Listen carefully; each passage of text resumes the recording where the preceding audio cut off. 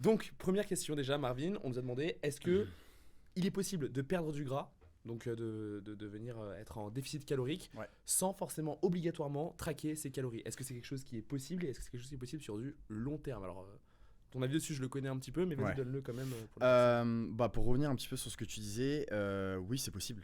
Bien Bien sûr. évidemment, tout est possible. Il n'y a pas de réponse blanche ou noire. Mais est-ce que c'est optimal? Non. Je pars du principe, j'ai pas mal de clients qui arrivent en coaching comme ça et qui me disent, bah voilà, moi j'ai traqué, ou tu sais, quand tu vois un peu les photos sur Instagram, mettez 45% de légumes, 30% de glucides, nanana. Le problème en fait, c'est que si tu ne traques pas, il y a un moment, tu vas arriver à un palier de stagnation.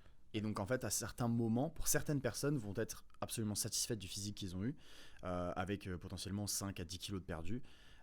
Mais si tu veux passer à un step, entre guillemets, supérieur, tu vas être un petit peu obligé d'au moins traquer.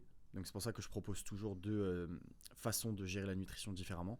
Mais soit avec, par exemple, des macros, soit avec une diète relativement fixe, un meal plan. Mais pour moi, oui, il faut absolument que à un certain degré, on passe sur traquer, entre guillemets, quelque chose.